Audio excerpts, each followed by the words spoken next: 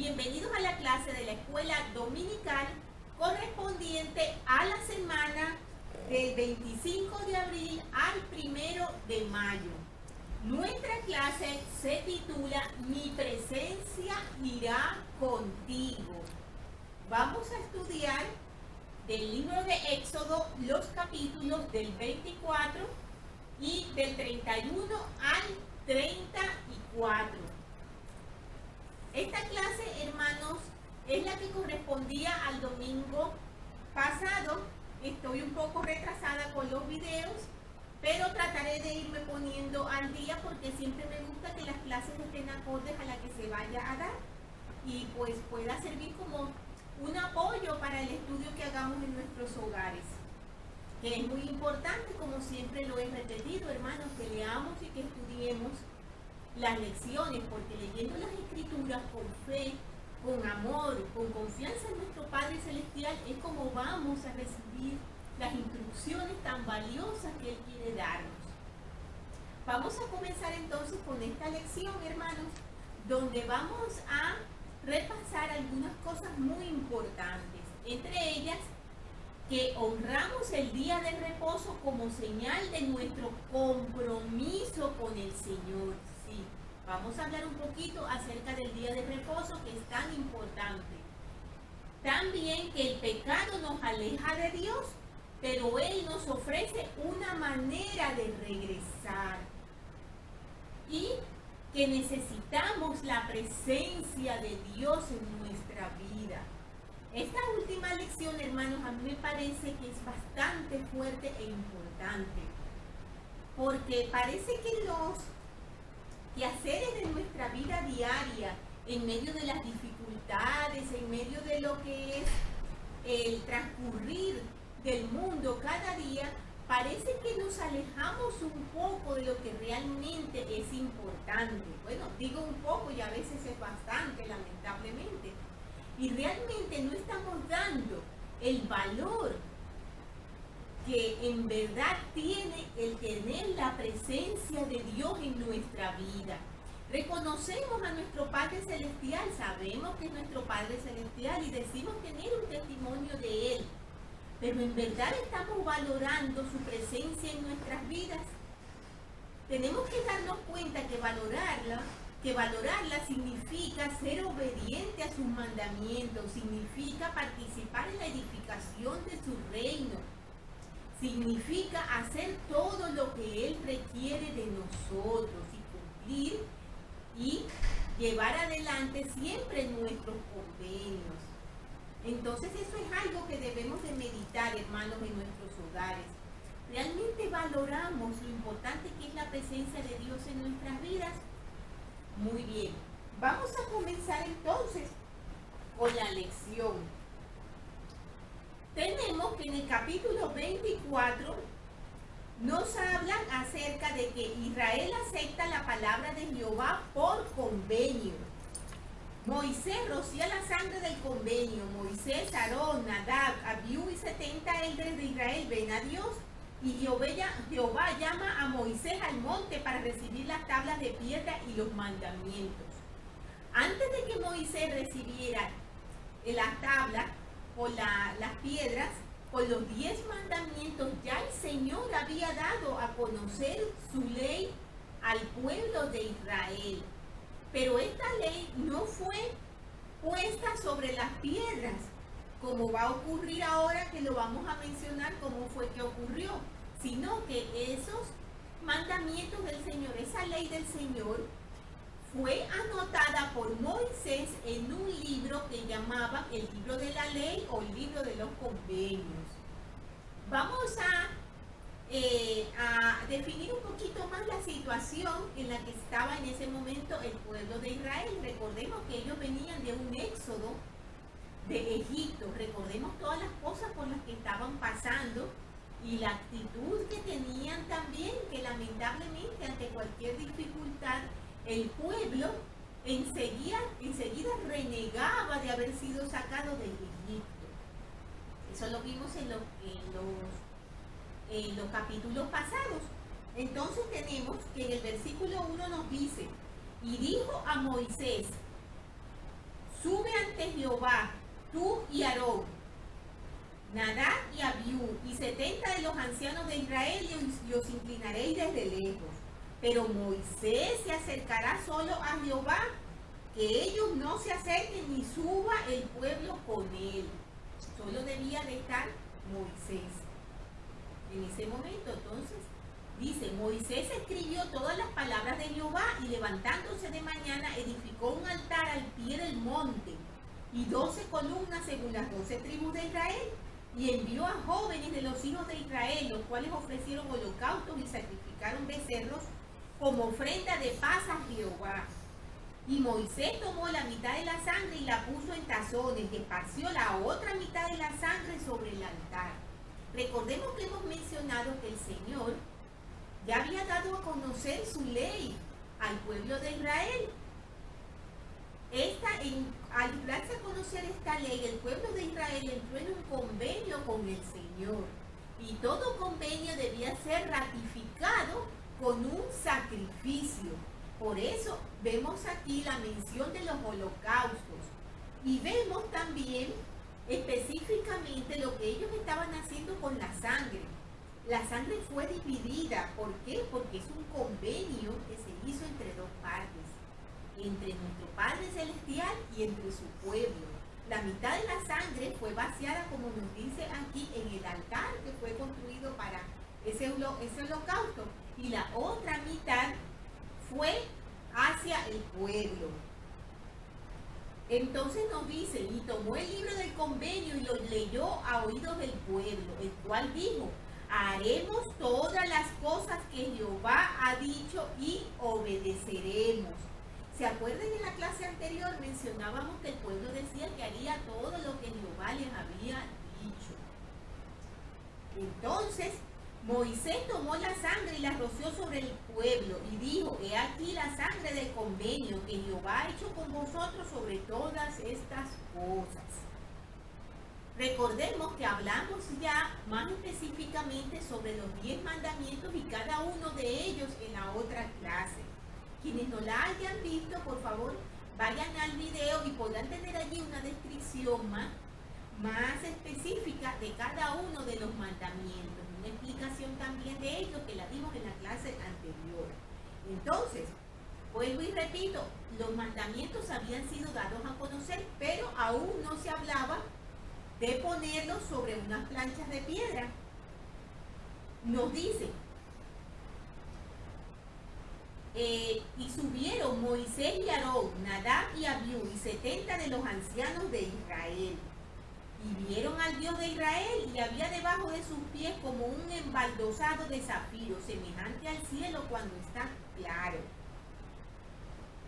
Entonces Jehová dijo a Moisés, sube a mí al monte y espera allá, y te daré tablas de piedra, y la ley, y los mandamientos que he escrito para enseñarles.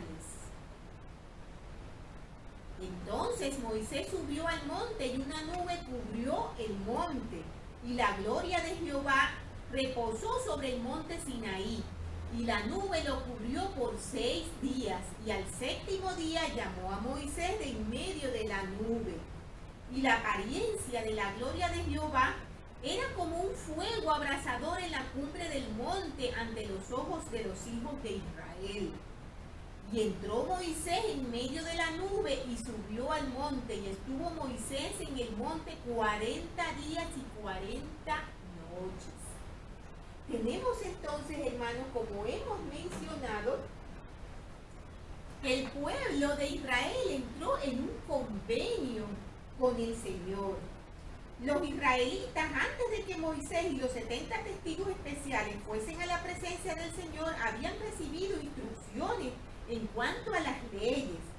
Las aceptaron e hicieron el convenio de guardarlas. Esto es muy importante que lo tomemos en cuenta, hermanos, porque luego vamos a hablar de ese acontecimiento tan terrible de cuando Moisés bajó y encontró esa escena que la mayoría de nosotros conocemos, o lo del becerro de oro que construyeron, que enseguida vamos a hablar un poco más de ello. Entonces es importante que sepamos que ya ellos sabían que eso no lo podían hacer. Las aceptaron e hicieron convenios de guardarlas, aceptaron una copia de las mismas como compromiso y sus convenios fueron santificados mediante un sacrificio. Notemos la promesa que hizo el pueblo: haremos todas las cosas que Jehová ha dicho. Las instrucciones que Israel recibió antes de que Moisés fuera al monte de Sinaí fueron guardadas en el libro del pacto o libro del convenio, como lo leímos en el versículo 7. Pero en ningún convenio era considerado ratificado y vigente mientras no se ofreciera un sacrificio por la ocasión. De ahí la necesidad de los sacrificios mencionados aquí y que están especificados en ese capítulo.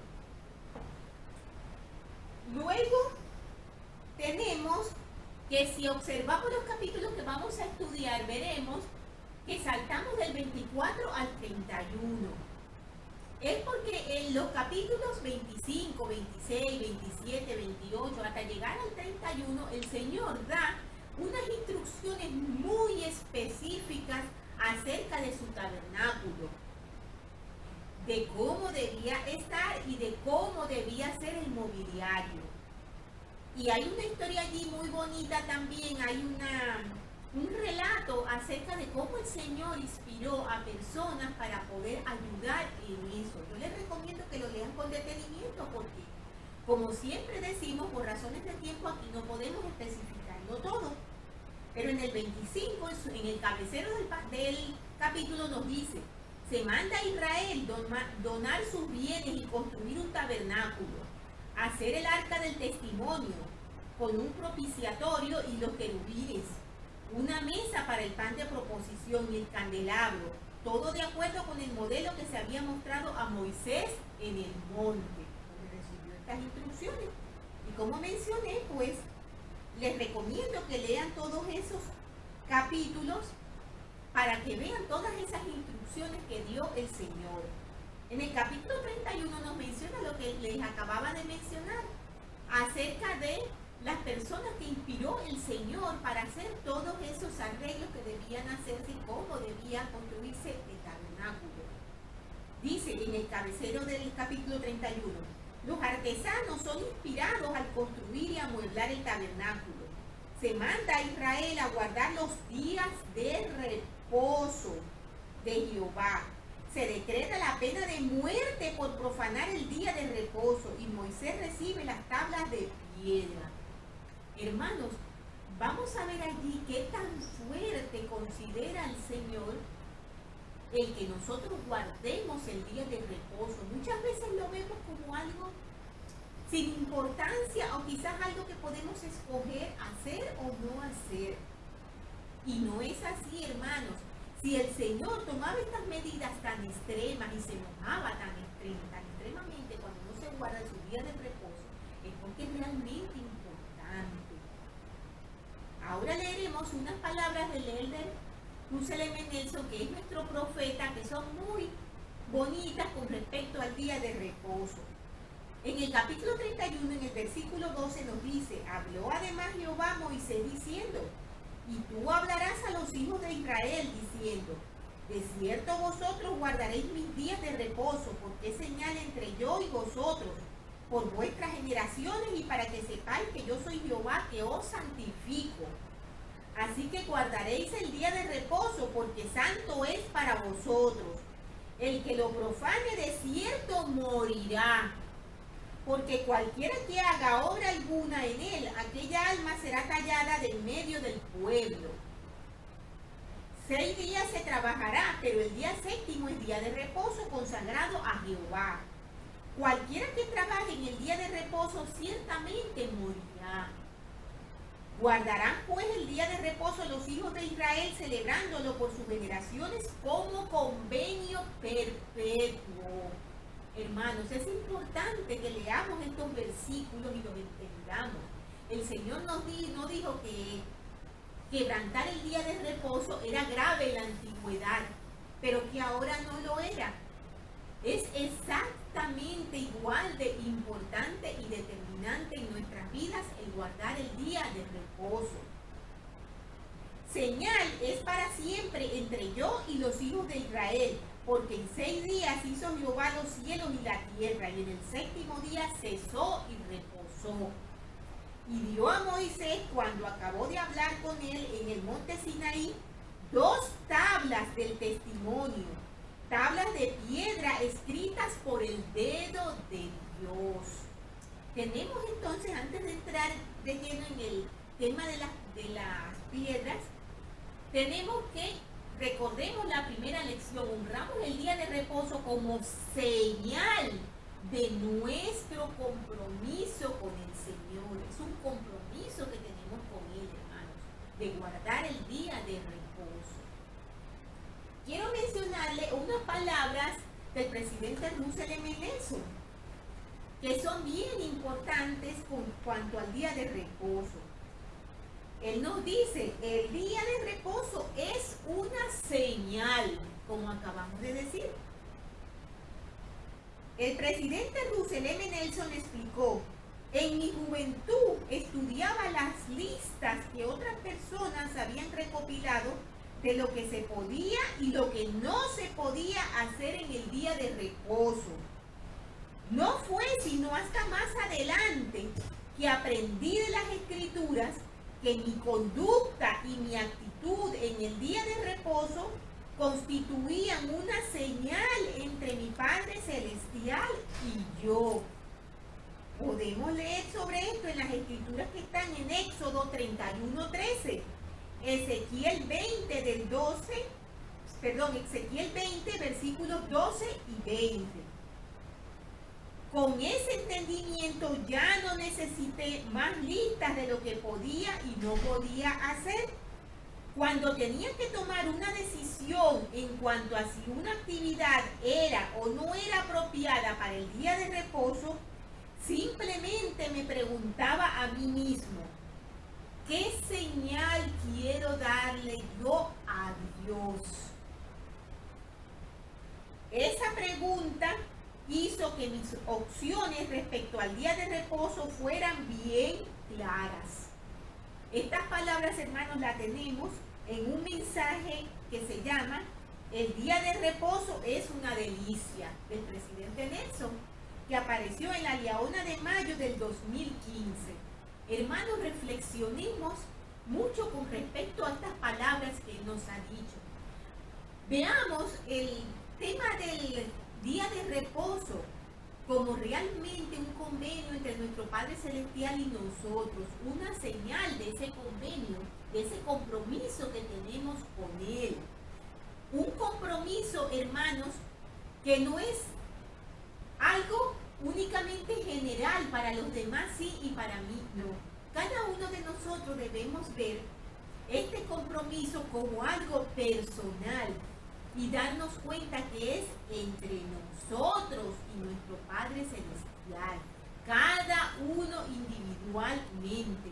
Por eso me encantó esa pregunta que el presidente Nelson nos dice que él se hace cada vez que va a hacer algo en el día de reposo, que dice, ¿qué señal quiero darle a Dios? Me encantó esa pregunta, hermanos, porque nos hace pensar, ¿verdad? ¿Qué señal quiero darle yo a Dios cuando me voy en su día de reposo a disfrutar en un restaurante, en una fiesta? ¿Qué señal le estoy dando al Señor allí? ¿Qué es lo que yo le estoy demostrando? ¿Qué señal le estoy dando yo al Señor en su día de reposo cuando opto por no ir a la capilla y prefiero realizar otras actividades? Es algo, hermanos, realmente muy personal, muy de cada uno de nosotros, hermanos. No, por favor, no lo tomen como que la hermana pues está aquí para regañarlos y para decirles lo que tienen que hacer. No soy yo, es lo que el Señor ha establecido. Y no necesitamos escucharlo de otras personas, necesitamos escucharlo de nuestro Padre Celestial directamente hacia nosotros, sus hijos. Continuemos entonces con el capítulo 32 que nos dice, Aarón hace un becerro de oro al cual Israel adora. Moisés sirve como mediador entre Dios y el Israel rebelde. Moisés quiebra las tablas de piedra. Los levitas matan a unos 3.000 rebeldes. Y Moisés ruega por el pueblo e intercede por él. Aquí tenemos, hermanos, ese acontecimiento que tanto hemos visto en las películas, ¿verdad? Y que nos impresiona. Y pensamos, ¿cómo pueden haber hecho eso?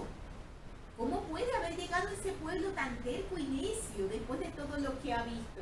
Y no nos damos cuenta, hermanos, de la profundidad de esa imagen, de ese acontecimiento, y qué tan parecido puede ser lamentablemente en nuestros días, en nuestras propias vidas. Ya explicamos en la clase pasada cómo los becerros de oro no son solamente esos becerros de oro que están allí. ¿Cómo pueden ser tantas cosas que nosotros, quizás hasta sin darnos cuenta, adoramos y por lo cual nos desviamos de lo que el Señor nos ha indicado hacer? Recuerden que hablamos acerca de la codicia, de la riqueza, de otras cosas que desvían nuestro interés y nos hacen desobedecer a Dios. Y también son becerros de oro. No tiene que ser específicamente esa figura. Y recordemos que en la clase pasada mencionábamos que teníamos que analizar esto en profundidad y dejarlo de ver como una escena hollywoodense de las películas que ocurrió en ese entonces y que hoy en día no se aplica en nada para nosotros. El primer versículo dice, mas al ver los del pueblo que Moisés tardaba en descender del monte, se acercaron a Aarón y le dijeron, levántate, haznos dioses que se vayan delante de lo que vayan delante de nosotros, porque a ese Moisés, aquel hombre que nos sacó de la tierra de Egipto, no sabemos qué le haya acontecido.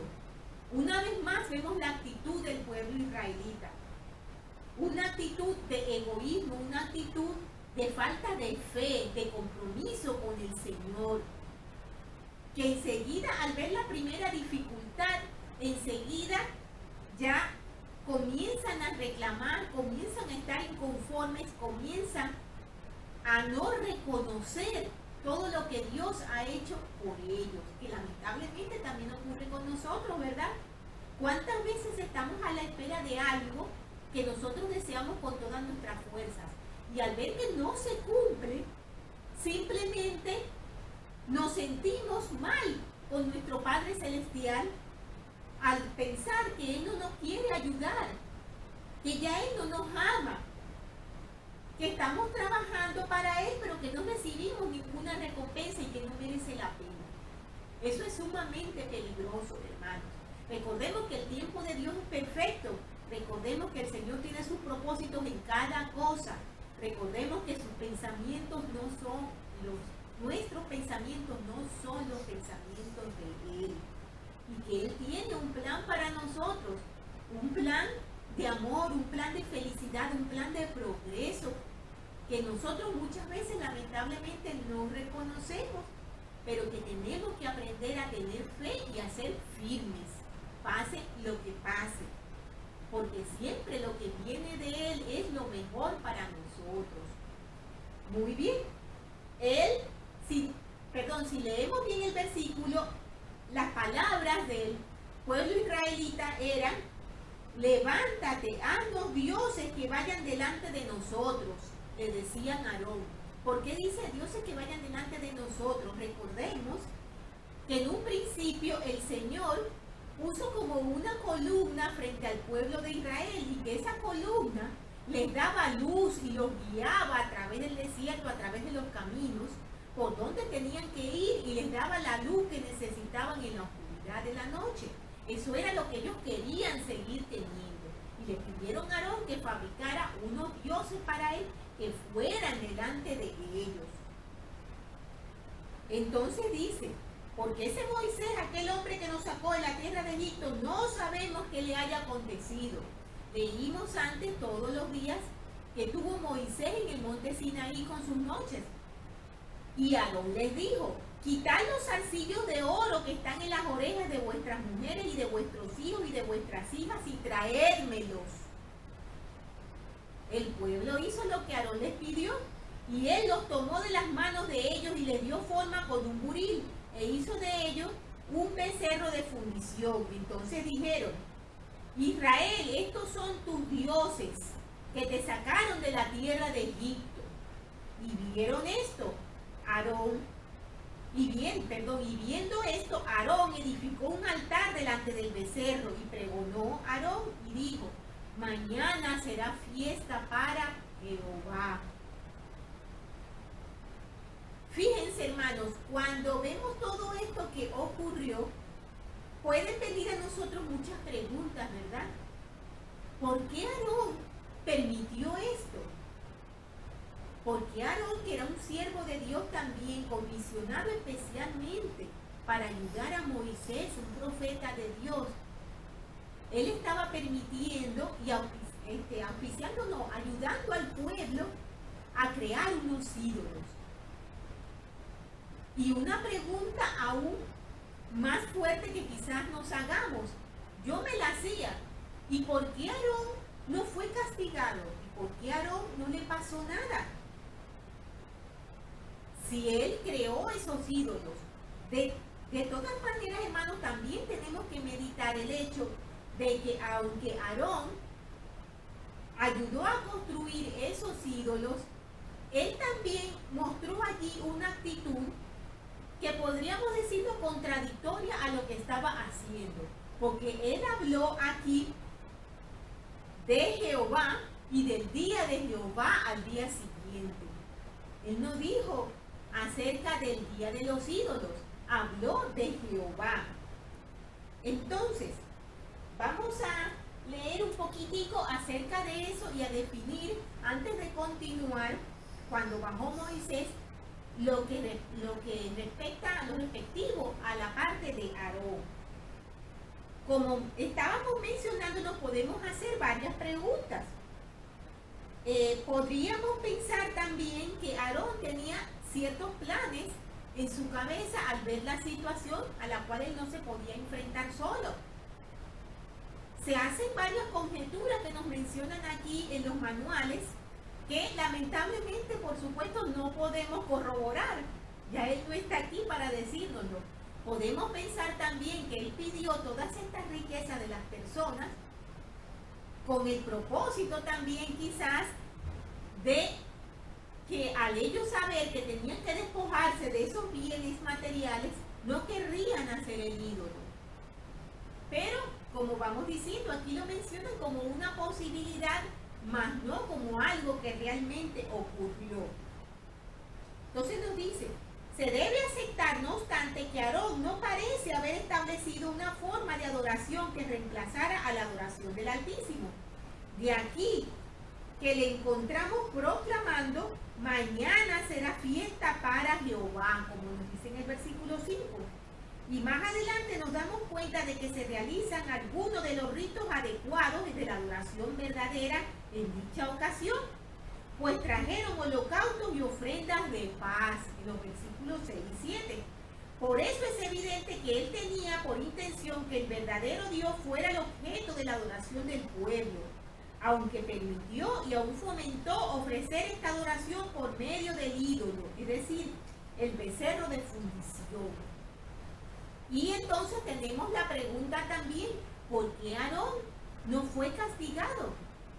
Él hizo esto y parece ser, en todas las escrituras, cuando leemos en la Biblia, por lo menos el Éxodo, normalmente parece que pensamos, pues a Aarón no le pasó nada. Muchos del pueblo israelita sufrieron las consecuencias. ¿Por qué Aarón no? Porque hemos hablado lo anterior a manera de conjetura. Pues no fue así exactamente, hermanos. Realmente Aarón estuvo a punto de ser destruido. Tenemos que nos preguntamos por qué Aarón, que tuvo un papel tan importante en el episodio del becerro de oro, salió sin ser condenado. Aunque no lo anotó en Éxodo, presten atención, Moisés posteriormente indicó que Aarón casi fue destruido y fue salvo solamente porque él intercedió en su favor. Y eso lo podemos leer en Deuteronomio 9:20. Para que lo tengamos claro, hermanos, y no pensemos que el Señor favorece a unos sí y a otros no ante estos acontecimientos. Continuando entonces con los versículos, tenemos lo siguiente que nos dice: entonces Jehová dijo a Moisés, anda, desciende, porque tu pueblo que sacaste de la tierra de Egipto se ha corrompido. Pronto se han apartado del camino que yo les mandé y se han hecho un becerro de fundición y lo han adorado y le han ofrecido sacrificios. Y han dicho, Israel, estos son tus dioses que te sacaron de la tierra de Egipto. Dijo además Jehová a Moisés, yo he visto a este pueblo y he aquí es pueblo de dura cerviz. Ahora pues déjame que se encienda mi furor contra ellos y los consuma, y de ti yo haré una gran nación. Entonces Moisés suplicó a Jehová su Dios, y nos menciona las palabras que Moisés le dijo al Señor en favor del pueblo israelita. Le dijo entre esas cosas en el versículo 13, acuérdate, Abraham, de Isaac, acuérdate de Abraham, de Isaac y de Israel, tus siervos, a los que han jurado por ti mismo, y les has dicho, yo multiplicaré vuestra descendencia como las estrellas del cielo, y daré a vuestra descendencia toda esta tierra de que he hablado, y la tomarán por heredad para siempre. Entonces Jehová se arrepintió del mal que dijo que iba a hacer a su pueblo.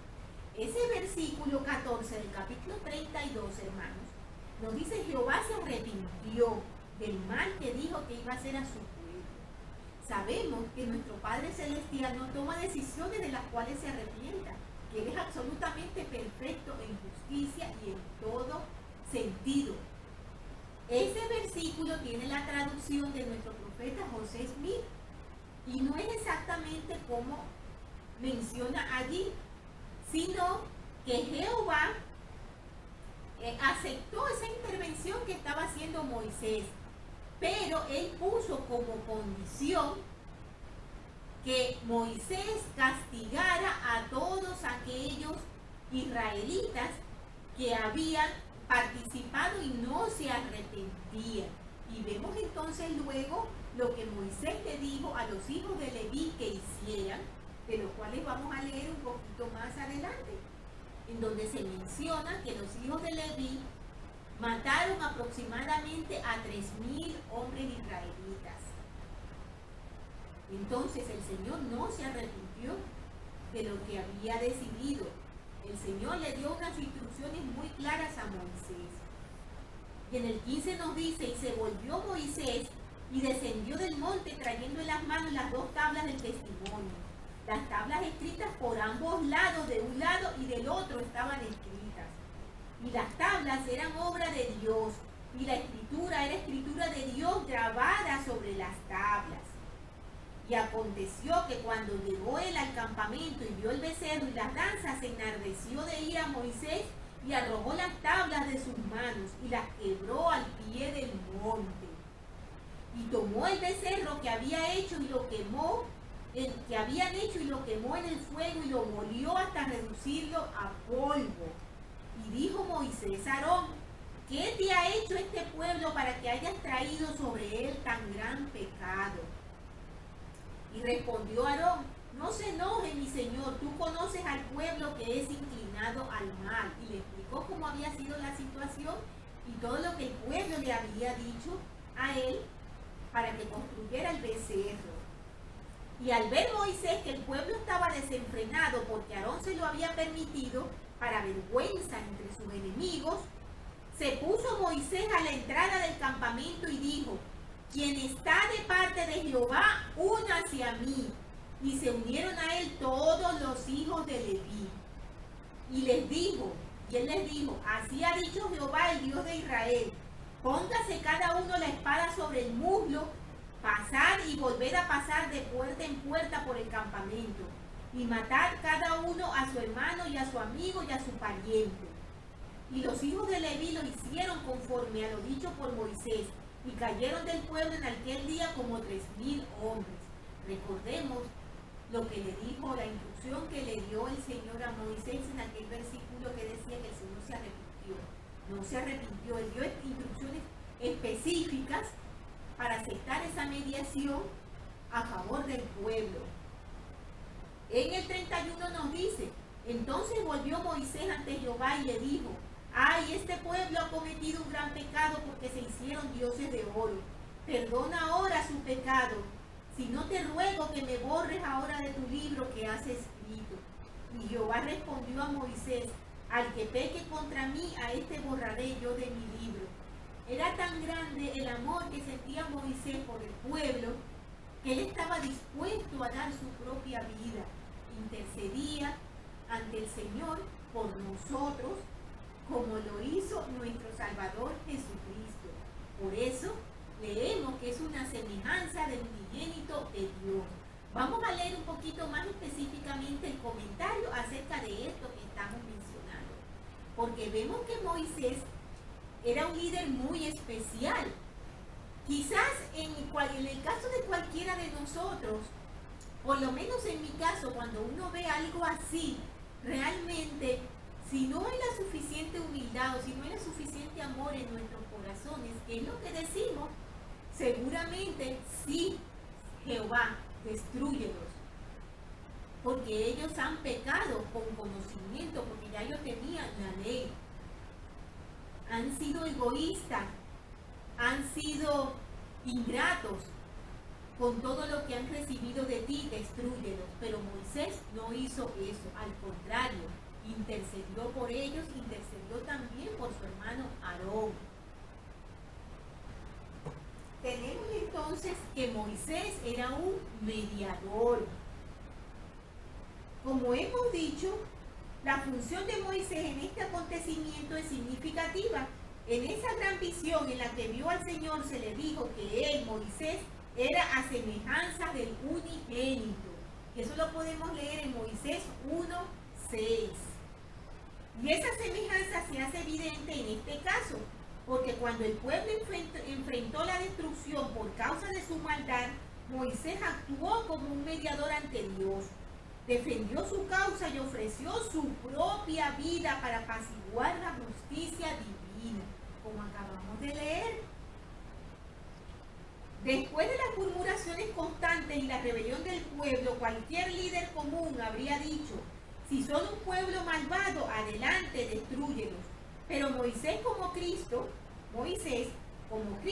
de quien era semejanza, amaba a su pueblo, y a pesar de su testarudez y maldad, así que intercedió por ellos y los salvó, pero solo con la condición de que se arrepintieran. Muy importante. Tenemos también, hermanos, ahora el capítulo 33, donde nos mencionan en el primer versículo: Jehová dijo a Moisés: ve, sube de aquí tú y el pueblo que sacaste de la tierra de Egipto a la tierra de la cual juré a Abraham, a Isaac y a Jacob, diciendo: a tu descendencia la daré. Y yo enviaré delante de ti un ángel, y echaré fuera el cananeo y el amorreo, y el eteo y el feresteo, y al heveo y al jebuseo. Sube a la tierra que fluye leche y miel, pero yo no subiré en medio de ti, porque eres pueblo de dura cerviz, no sea que te consuma en el camino. Y cuando oyó el pueblo esta mala noticia, se lamentaron y ninguno se puso sus atavíos. Esta es una parte, hermanos, que si la leemos con detenimiento nos damos cuenta que es algo bien triste. Ellos eran un pueblo favorecido por Dios. Dios los guiaba constantemente, Dios los ayudaba, contaban con su presencia. Pero por la actitud que ellos habían tenido, Dios allí no dijo: les guiaré yo. Dios dijo: un ángel les guiará. No sea que yo les destruya por las cosas malas que habéis hecho. Allí, hermanos, en esa parte que menciono, que se siente como una tristeza, podemos analizar el valor que tiene la presencia de Dios en nuestras vidas. Meditemos de eso en nuestro caso particular, personal, en nuestras propias vidas, cuando desobedecemos, cuando dentro de nuestro corazón, en el conocimiento que tenemos, sabemos que hemos pecado y que ya el Señor no puede bendecirnos como Él quisiera bendecirnos, cuando ya nosotros no podemos contar con todas esas cosas maravillosas que contamos cuando estamos a su lado, sirviéndole, obedeciéndole, amándole, aunque Él sigue allí, pero ya para nosotros no es lo mismo. Esa tristeza la sintió Moisés, esa tristeza la sintieron ellos.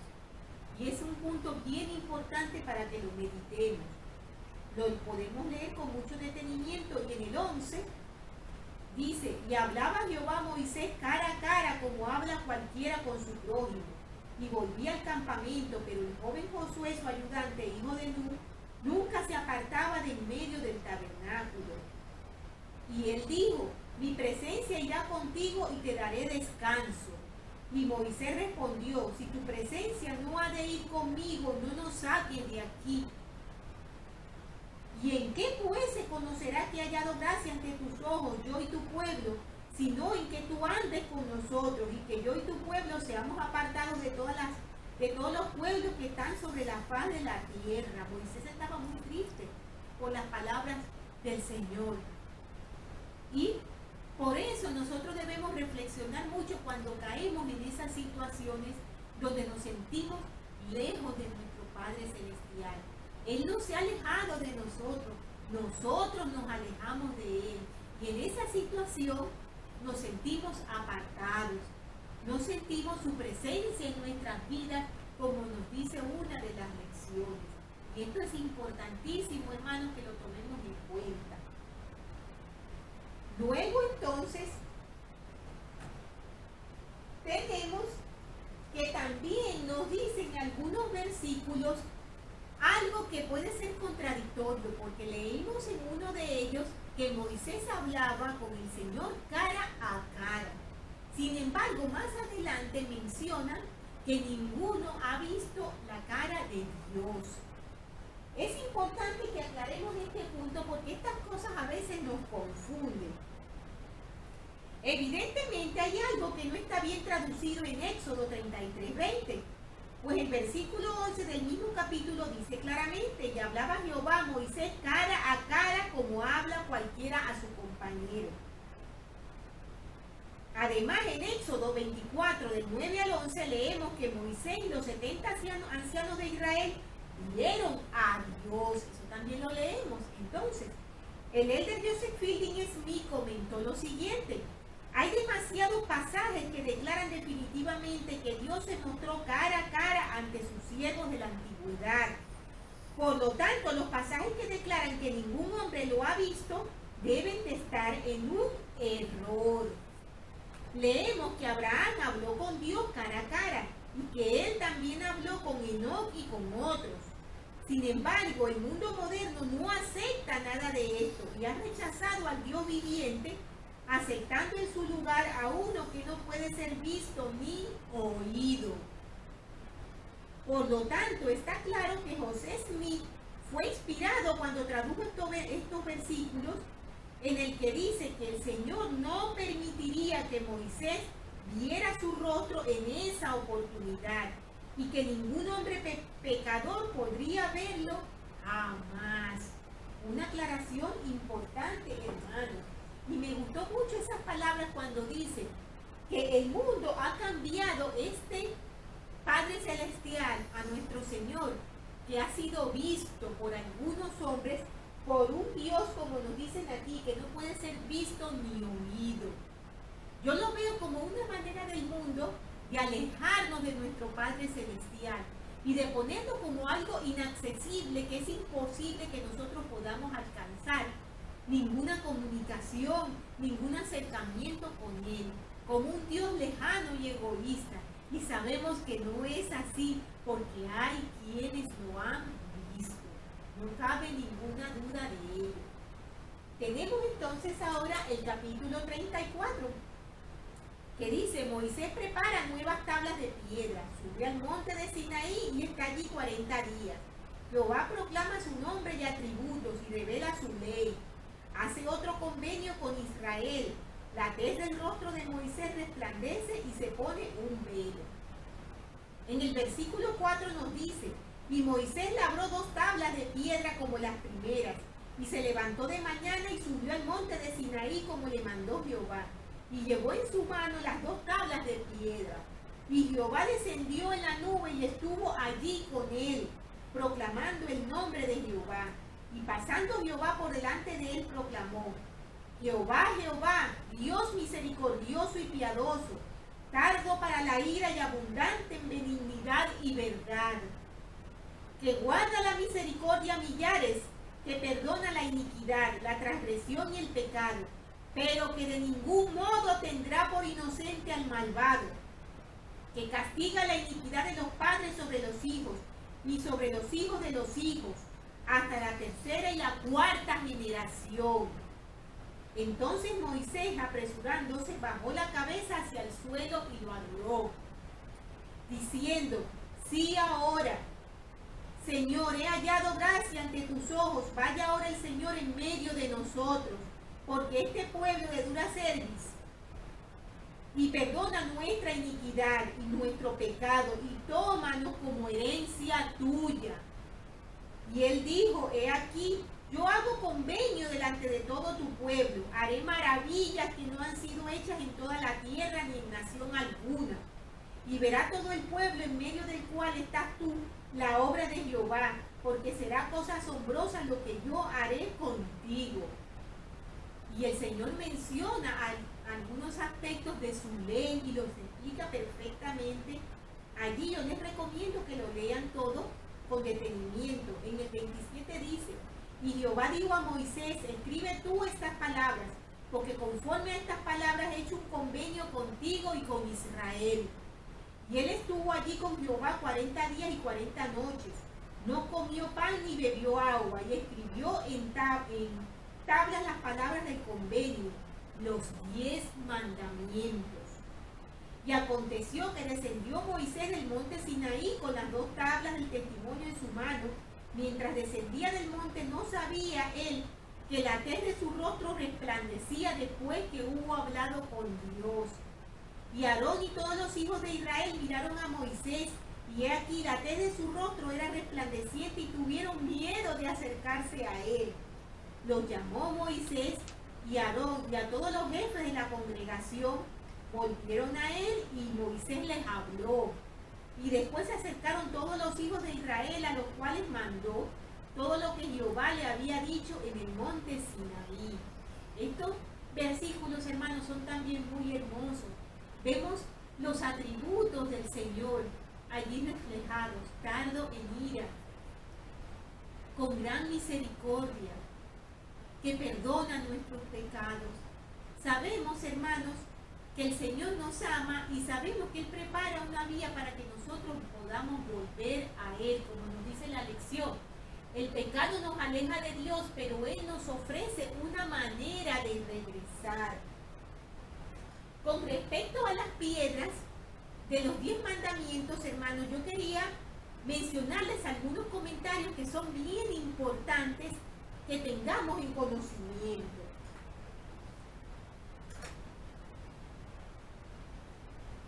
Tenemos que podemos pensar qué contenían las tablas de piedra. Contenían lo mismo las primeras que la segunda, después de lo que pasó cuando Moisés bajaba del monte. Vamos a analizar un poco esto con la siguiente información. En el capítulo 20 de Éxodo se dan los 10 mandamientos y al mismo tiempo varios estatutos políticos y eclesiásticos, los que se detallan en los capítulos 21, 22 y 23, como mencionamos antes. Antes de que aún se mencionaran las piedras, el Señor les había dado la ley que fue anotada en el libro del convenio o libro del pacto. Recordemos eso. Entonces, después de esto, Moisés, Aarón, Nadán y Abiú Y los 70 ancianos subieron al monte y a su regreso anunció todas estas leyes ante el pueblo. Eso lo vimos en el capítulo 24. Y los israelitas prometieron obediencia. Sin embargo, no se menciona nada con respecto a las tablas de piedra. Entonces Moisés escribió todo en un libro que se llamaba Libro del Pacto. Es muy probable que los mandamientos, leyes y demás fueran dados a conocer primeramente por el Señor cuando habló al pueblo, repetidos posteriormente por Moisés, y las 10 palabras o mandamientos que contenían el resumen y la esencia de todas las leyes fueron escritas posteriormente sobre las tablas de piedra para ser guardadas como un registro en el arca del pacto. Eran como un resumen divino de esas leyes que el Señor había dado. Porque podemos decir, podemos preguntarnos, pero ¿cómo cabía absolutamente todo en esas piedras? Era un resumen. Entonces, ¿cómo pudo el Señor poner toda la ley de Moisés en solo 2 tablas? Lo que acabamos de mencionar. Las tablas parecían contener solamente el resumen divino conocido como los 10 mandamientos. En la traducción, estos 2 primeros versículos dicen que el Señor le indicó a Moisés que hiciera otras 2 tablas de piedra, iguales a las primeras que había roto, en las que escribiría también las palabras de la ley como en las primeras. Y ahora presten atención, hermanos. Hiciera otras 2 tablas en las que escribiría también las palabras como en las primeras, aunque no serían iguales, porque quitaría de entre ellos el sacerdocio de Melquisedec y por consiguiente su santo orden y las ordenanzas correspondientes. Estas tablas contendrían la ley mosaica, es decir, una ley preparatoria porque los israelitas no estaban preparados para una ley mayor. El Señor entonces declaró que el pueblo nunca tendría la oportunidad de entrar en su presencia durante los días de su peregrinaje. Y Moisés recibió la orden de presentarse ante el Señor a la mañana siguiente en el monte de Sinaí. Este es un dato importante, hermanos, acerca del contenido de las piedras. Realmente, hermanos, todos estos relatos son realmente importantes de conocer, pero más que importantes de conocer, importantes de analizar, de meditar, de comprender y de ver aquí algo bien importante e indispensable en nuestras vidas, hermanos, y es la obediencia. El presidente Monson tiene una manera muy particular de enseñar. Bueno, tenía porque ya él murió. Y era a través de historias. A él le encantaba contar historias. Y esas historias estaban tan llenas de detalles y significados que podíamos encontrar en ella principios muy importantes de una forma muy sencilla. Hay un mensaje del presidente Monson que se llama "La obediencia trae bendiciones". Y él escribe aquí una pequeña historia, en principio graciosa, pero como mencionamos antes, cargada de grandes principios importantes. Él menciona que cuando él era un niño, su familia acostumbraba, durante los primeros días de julio y hasta los primeros días de septiembre, a ir hacia un lugar que se llamaba el Cañón de Provo, en Utah. Ellos tenían allí una cabaña que se llamaba Cabaña de Vivian Park, o sea, era el lugar donde estaban las cabañas, eran varias. Aquí menciona que uno de sus mejores amigos se llamaba Danny Larsen y ellos jugaban muchísimo durante esos días, porque los padres de Danny también tenían una cabaña allí en ese lugar. Entonces dice que ellos paseaban por el campo, pescaban, iban al río, recolectaban roca, hacían muchas cosas. Una mañana, dice, Danny y yo decidimos que queríamos hacer una fogata esa noche con todos nuestros amigos del cañón. Solamente teníamos que despejar un lugar en el campo cercano donde nos pudiéramos reunir. Y ellos caminando por el campo vieron el lugar perfecto y dijeron, este es el lugar perfecto, abierto, bonito, aquí nos podemos reunir. Pero tenían un gran problema, y era que la hierba en invierno crece muy dura, muy fuerte, y entonces ellos no iban a poder sentarse en la hierba porque la hierba hacía daño, puyaba. Y entonces ellos dijeron, tenemos que limpiar una parte donde nos vamos a sentar. Y como niños que eran pequeños aún, entre los 8 y los 10 años, pues ellos se pusieron a arrancarlas con las manos. Pero pronto vieron que eran muy duras de sacar y que aunque ellos jalaban con fuerza, quedaban restos allí, y que era lo que ellos querían despejar era una zona muy grande, que era imposible que con la mano ellos sacaran todo eso. Y comenzaron a pensar, ¿qué podemos hacer para despejar esa zona y reunirnos con nuestros amigos? Entonces acudió a mi mente, la de un niño de 8 años, lo que consideré sería la solución perfecta. Y le dije a Dani, todo lo que tenemos que hacer es prenderle fuego. Quemaremos solamente un círculo en la hierba. Él accedió de inmediato y corría a la cabaña a buscar unos fósforos, es decir, unas cerillas.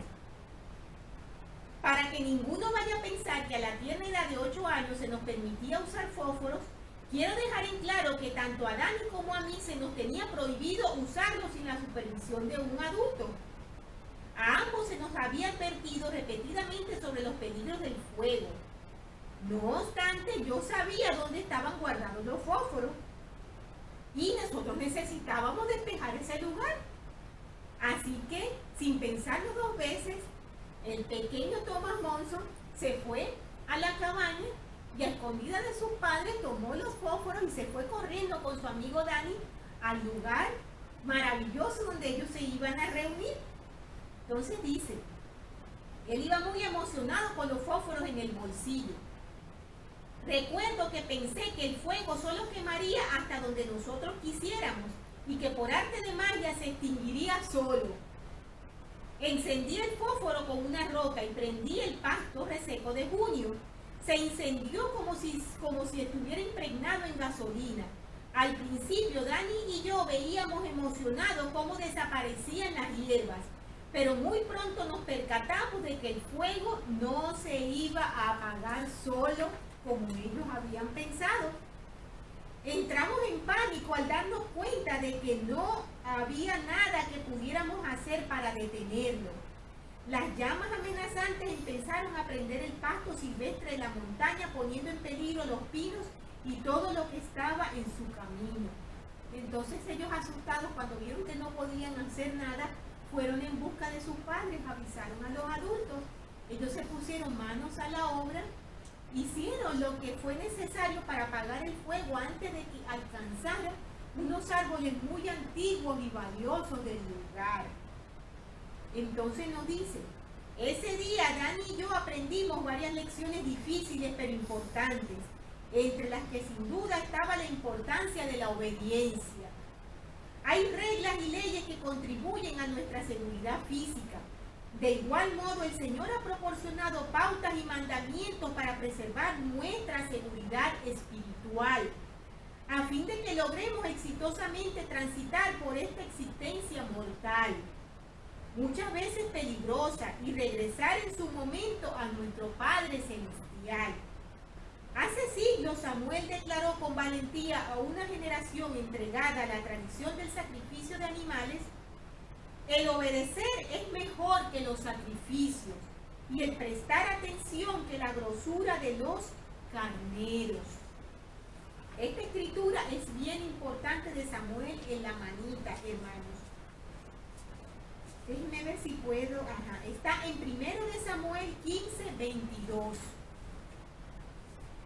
Tenemos entonces que en esta dispensación el Señor le reveló al profeta José Smith que él requiere el corazón y una mente bien dispuesta, y los de buena voluntad y los obedientes comerán de la abundancia de la tierra de Sión en esos postreros días.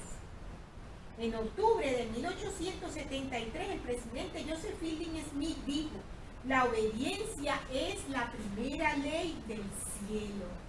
Hermanos, esa historia del presidente Monson a mí me pareció tan significativa y que tiene tantas cosas que podemos analizar y aplicar en nuestras vidas, aunque parezca sencilla y parezca algo gracioso y solamente una travesura de niños, realmente ejemplifica perfectamente cómo nosotros vamos cayendo sin darnos cuenta. ¿Cómo pensamos que el fuego no se va a propagar? ¿Cómo pensamos que desobedeciendo solo un pequeño mandamiento, nosotros no vamos a faltar suficientemente como para que el fuego del pecado no se propague en nuestras vidas y después sea tan difícil o casi imposible detenerlo en un momento determinado?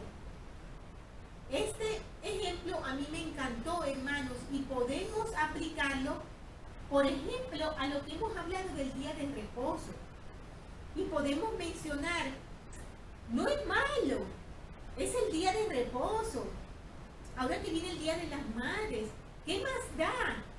Vamos a celebrarlo, vamos a comer fuera, vamos a divertirnos. Es un día. Es simplemente prender el monte y se va a apagar solo, no va a pasar de ese domingo. Y sin darnos cuenta, poco a poco va ocurriendo otros domingos. Sin darnos cuenta, ya no solamente es faltar al día de reposo, es ya comenzar a faltar a los convenios que quizás vemos que son muy prohibitivos, porque los vemos de esa manera en nuestras vidas. Y de poquito en poquito, como una estrategia preferida y muy brillante del adversario, el fuego del pecado se propaga en nuestras vidas. Y llega un momento en que de rodillas, casi sintiéndonos destruidos, oramos a nuestro Padre Celestial que nos ayude a detener el fuego en nuestras vidas. Hermanos, leamos, comprendamos toda esta información que el Señor nos da. Seamos obedientes, demos el verdadero sentido que tiene la ley de Dios en nuestras vidas, para nuestra protección, como nos lo mencionó el presidente Monson en su dulce y sencillo ejemplo. El fuego, hermano, del pecado no se va a apagar solo. Por muy pequeña que sea la zona del incendio, por muy pequeña que sea la falta, por muy imperceptible que parezca, no se va a quedar allí. Y detrás de faltar a un mandamiento, es solo el comienzo para empezar a faltar a los demás y hacer de ese círculo enorme de pecado y de fuego en nuestras vidas. Aprendamos, hermanos, meditemos y demos el valor tan importante que tiene la presencia de Dios en nuestras vidas, para que no sintamos esa tristeza que sintió el pueblo israelita cuando el Señor les dijo que enviaría un ángel a guiarlo delante de ellos. Es duro, ¿verdad, hermanos? Lo sentimos en nuestras vidas cuando nosotros faltamos a las cosas que nuestro Padre Celestial nos ha indicado que no debemos hacer, o nos hemos negado a hacer lo que nos corresponde. Por ejemplo, los llamamientos. Lo difícil que nos es muchas veces tomar la decisión de servir al Señor, porque nos sentimos que es mucho trabajo, que somos incapaces, que no vamos a poder. Hermanos, todas esas cosas, aunque nosotros no lo veamos, es falta de fe. Y faltar en pequeño termina faltando en grande, aunque nosotros no nos demos cuenta. Y es la manera como el adversario nos va rodeando sin que nos demos cuenta. Valoremos lo importante que es la presencia de Dios en nuestra vida. Valoremos el sentir su amor, su misericordia, su guía, el tener revelación cada día en nuestras vidas. Sabemos que el Señor solo nos puede dar toda esa valiosa información personal, toda esa revelación, si nosotros somos personas dignas, si somos personas obedientes, no personas perfectas, por favor. No vayan a pensar y se vayan a sentir agobiados diciendo, la hermana dice ahora que si no somos perfectos no vamos a recibir revelación. No. El Señor es tan infinitamente misericordioso como lo dijo en sus palabras del capítulo que hemos analizado al final. Él es tardo en ira, es grande en misericordia y en amor. Él nos ama infinitamente y Él lo que nos pide es que nos esforcemos, porque Él sabe de nuestras debilidades y nuestras limitaciones, pero tenemos que esforzarnos. Hermanos, realmente aspiramos a mucho, ¿verdad? Y decimos, queremos llegar a la exaltación, queremos estar con nuestro Padre Celestial, pero necesitamos entender, hermanos, lo que tanto nos repiten en las Escrituras. Si no somos capaces de cumplir con las leyes que tenemos aquí en la mortalidad, si no somos capaces simplemente de honrar el día de reposo, de pagar nuestros diezmos, de dar al Señor el lugar que debe tener en nuestras vidas, entonces, ¿cómo nosotros vamos a pretender poder acceder a la exaltación y a estar en su presencia? Eso es algo que debemos analizar, hermanos, para que nos veamos impulsados a esforzarnos más, siempre con su ayuda, porque Él no nos va a abandonar. Y su gran deseo en nuestro Salvador Jesucristo es llevarnos de la mano. Por eso nos dice, ven, sígueme. Hermanos, yo sé sin ninguna duda que esta es la iglesia verdadera, que nuestro Padre Celestial nos ama infinitamente, que tenemos el privilegio, la bendición infinita en nuestras vidas de tener su evangelio, que Él nos espera con los brazos abiertos y que está presente en nuestras vidas constantemente. Solo tenemos que mirar hacia Él y mirar a lo lejos y ver las cosas maravillosas que nos esperan, porque Él está deseoso de bendecirnos. Sé que tenemos un profeta, un vidente y un revelador nosotros hoy en nuestros días. Una persona muy especial que ora por cada uno de nosotros ante nuestro Padre Celestial y que nos guía y que nos ayuda, que es nuestro profeta, vidente y revelador, el presidente Russell M. Nelson. Tenemos una presidencia general maravillosa y unos líderes locales maravillosos, hermanos. Sigamos con fe y sigamos con fortaleza, sigamos con esperanza y perseveremos hasta el fin. Y estas cosas con mucho amor y humildad dejo en el nombre de Jesucristo. Amén. Por favor, hermanos, estudien la siguiente lección, que se llama Santidad al Señor. Éxodo 35 al 40. Levítico 1, 16 y 19. Que tengan, hermanos, una estupenda semana.